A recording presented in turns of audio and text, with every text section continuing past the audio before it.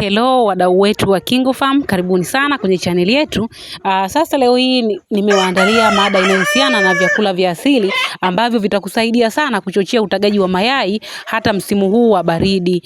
Wafugaji wengi sana wamekuwa wakilalamika kuku wao hawatagi vizuri hasa huu msimu wa baridi. Sasa nitakuelekeza unatakiwa kufanya kitu gani msimu huu wa baridi ambapo kuku wa mayai hawatagi vizuri. Na changamoto ya kuwa hawatagi vizuri inasababishwa na hali ya hewa. Inapokuwa hali ya hewa ya baridi kali sana, kuku wanapata stress. Wakipata stress, uzalishaji kwa namna yoyote ile huwa unapungua. Hata kama ni kuku wa nyama, speed yake huwa inapungua kidogo, lakini hata kama ni kuku wa mayai pia, utagaji wa mayai huwa unapungua. Sasa nitakuelekeza vitu ambavyo ukivifanya kwa kuku wako hata msimu huu wa baridi hautaona mabadiliko yoyote yale, au vyakula ambavyo ukiwapa kuku wako hata msimu huu wa baridi basi hauwezi kuona mabadiliko yoyote yale. Na kama kuku wako pia huwa hawatagi vizuri misimu yoyote ile, ila kama utawapa vyakula hivi vya asili ambavyo nitakutajia, basi kuku wako utaona wakitaga vizuri kabisa, na matokeo yatakuwa ni mazuri muda wote. Kitu cha kwanza, kama upo maeneo ambayo yana baridi kali sana, yana baridi kali sana. Kwa mfano kwa wale watu wa mikoa ya Njombe, kuna Njombe, Arusha, yani unaamka asubuhi unakuta baridi ni kali, yani kuku wamejikunyata tu sehemu, hawachangamki, hawana furaha. Kitu cha kwanza kwa mikoa hii ambayo ina baridi kali sana, ukiacha hii mikoa mingine ambayo ina baridi ya wastani, maji utakayowapa ile asubuhi usiwape yale maji ambayo ya baridi sana, kwa sababu hata ukienda kuchukua maji labda ya kisima kwa wakati huo, wakati mwingine hata yale ya bombani huwa yanakuwa yana baridi, yanakuwa ya baridi sana. Ukiwapa kuku pia utaendelea kuwapa stress. Kwa hiyo kwa mikoa hii unatakiwa maji yale ya kunywa uyachemshe kidogo, yachemshe yapate ka uvuguvugu, yasiwe ya baridi sana, yapate uvuguvugu kidogo yale maji, halafu ndio uweze kuwapa kuku wako kwa yale maji ya kunywa ambayo utakuwa unawapa. Sambamba na hilo nitakutajia hivi vyakula 7 vya asili ambavyo vitakusaidia sana kwenye utagaji wa mayai. Kitu cha kwanza ambacho kitakusaidia ni hii kombo ya kitunguu saumu, tangawizi na pilipili. Hii kombo ya kitunguu saumu, tangawizi na pilipili itakusaidia kwa sababu huwa inawafanya waweze kustimulate, yani miili yao igain joto. Kama tunavyojua pilipili huwa inaongeza joto, lakini hii tangawizi pia na yenyewe huwa inaongezea sana ile vitamini C pamoja na hiki kitunguu saumu kwa ajili ya kuwafanya waweze kukabiliana na ile stress ambayo wanakuwa nayo. Ukiwapa huu mchanganyo utaona tu kuku wako wamechangamka, ni kama vile wamegain joto fulani, lakini vile vile huu mchanganyo huwa una boost sana utagaji wa mayai, huwa unawafanya kuku waweze kutaga, una support sana ile swala la utengenezaji wa mayai. Kwa hiyo kwenye maji yao ya kunywa unaweza ukaweka ratiba siku 3 ukawapa huu mchanganyo wa kitunguu saumu, tangawizi na pilipili. Lakini pia kitu kingine ambacho kitakusaidia sana kwa wakati huu wa baridi ni majani ya gimbi. Majani ya gimbi yenyewe huwa yanasaidia sana kuongeza uzalishaji wa mayai. Sasa kwenye haya majani ya gimbi utayaongezea na kitunguu saumu pamoja na pilipili. Utaongeza kitunguu saumu na pilipili. Utakuwa una kombo ambayo ina majani ya magimbi, kitunguu saumu na pilipili. Hii unaweza ukaipa ratiba labda kwa siku 5. Ukawapa mchanganyo wa namna hii au kuku wako ili waweze kuendelea kutaga vizuri kabisa. Na chakula cha 3 au kitu cha 3 ambacho utakifanya kwa kuku wako ni lile toto la ndizi. Toto la ndizi lina uwezo mkubwa sana wa kusupport utagaji wa mayai. Yani uwezo wake ni mkubwa. Hata kama kuku wako ukawa umewafuga kwa muda mrefu hawatagi, ukija siku moja ukawapa hili toto la ndizi kwa muda wa siku 3 mfululizo, ndani ya hizi siku 3 lazima utakuta kuku wako wameanza kutaga. Huwa lina boost, linachochea kwa haraka sana utagaji wa mayai. Na hili toto la ndizi na lenyewe utaliongezea tangawizi, kitunguu saumu pamoja na pilipili. Hii ratiba pia unaweza ukaiweka labda ikawa ya siku 3 au siku 5, inategemea na wewe ambavyo utakuwa umependelea au na hali ambayo kuku wako wapo nayo. Kuna wengine yani ni wagumu kabisa kutaga, waga ni watata, yani hawasikii. Unaweza kuwa unawapa booster fulani ya dukani hawatagi. Basi ukiona kuku au wana delay sana kwenye utagaji, kama wana delay sana unaweza ukawasogeza mbele ratiba ukawapa hadi kwa siku 5. Ila kama umeona kabisa wameanza wanachangamka wanataga ndani ya zile siku 3, basi utabadilisha, utaingia kwenye booster nyingine.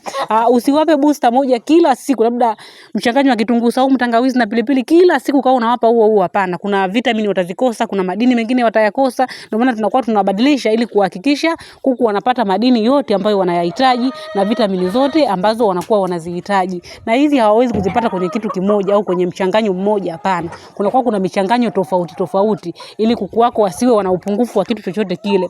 Kuku unaweza ukawa unawaboost sana, lakini ukawa unawaboost kwa kutumia vitu ambavyo labda vinapunguza damu. Kwa mfano ukiwa unawaboost kwa vitu kama kitunguu maji, mara nyingi huwa vinapunguza damu. Kwa hiyo pia itakupelekea usione matokeo mazuri ya utagaji. Ndio maana kunakuwa kuna ratiba maalum ya kuwaboost, labda siku 3 uwape kitu fulani, siku 3 kitu fulani, siku 3 kitu fulani. Yote hiyo, huo mtiririko wote unakuelekeza ni jinsi gani ambavyo kuku anahitaji. Labda kuna kitu kingine kina vitamini A, kuna kingine kina vitamini B, kuna kingine kina protini kwa wingi. Kwa hiyo kila kitu kinakuwa ni muhimu kwa sababu ya kile kitu ambacho kimecontain. Ndio maana tunakushauri uweke ratiba nzuri ya kuwapa vitu vyote ambavyo vinafanya vizuri kwenye utagaji ili kuhakikisha kuku anakuwa na afya bora na anataga vizuri kama ambavyo anatakiwa atage. Na hii setup ya hii ratiba, yani ile ratiba nzuri ambayo imeandaliwa vizuri kabisa kwa wale ambao wana kitabu chetu kile cha mwongozo maalum wa ufugaji.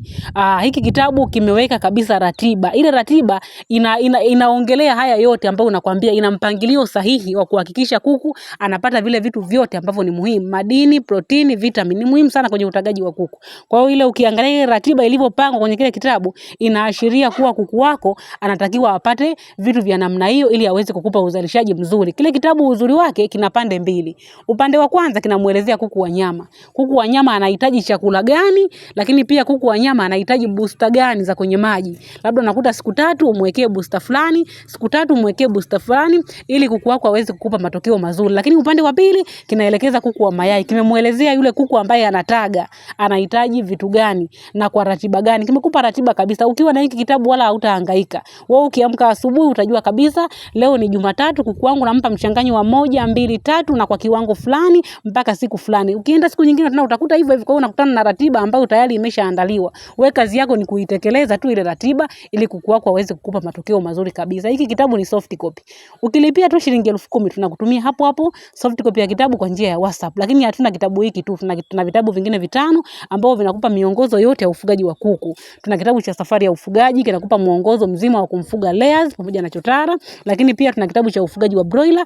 Hiki kitabu cha ufugaji wa broiler kinamuelezea broiler kuanzia unapompokea mpaka unamuuza, na pia tumekuwekea na bajeti ya broiler 100 ambayo itakusaidia wewe kukupa mwanga kama unataka ufuge kuku wangapi kwa bajeti gani. Kwa hiyo kitabu kinamuelezea broiler mwanzo mwisho mpaka kwenye bajeti yake, booster zake za asili, chanjo za asili na za dukani, kila kitu kimejitosheleza. Lakini pia tuna kile kitabu cha tiba za asili ambacho kitakusaidia sana wewe kutibu magonjwa yote ya kuku, hata yale ambayo hayana dawa za dukani. Kwenye hiki kitabu kuna tiba za magonjwa yote ambayo yanasaidia kuku wako kwenye magonjwa yoyote yale, na wanapona haraka ndani ya muda wa siku 3 tu kuku wako wanakuwa wameshapona. Kwa hiyo ukiwa na hiki kitabu hautakuwa una haja tena ya kwenda dukani kununua dawa ya dukani, na dawa zake zote utazikuta kwenye hiki kitabu. Ila pia kwa wale ambao wanafuga kuku wa kienyeji nao hatujawaacha.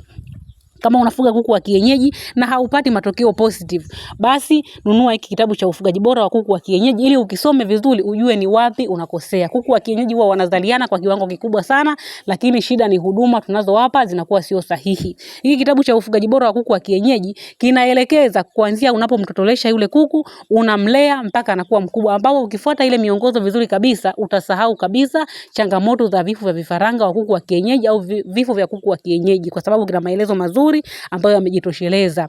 Kwa hiyo vitabu vipo 5, kila kitabu ni shilingi 10,000. Ukilipia tunakutumia hapo hapo soft copy ya kitabu kwa njia ya WhatsApp.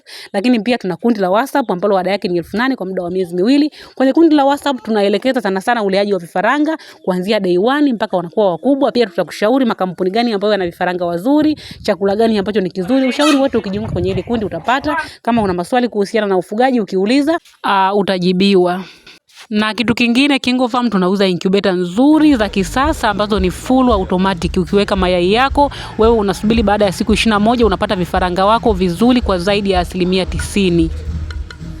Sasa hizo ni huduma ambazo KingoFarm tunazitoa. Kama utakuwa una uhitaji wa hizo huduma, mafunzo ya ufugaji, vitabu au incubator, unaweza kuchukua namba kwenye video na ukatupigia au ukatutumia ujumbe WhatsApp.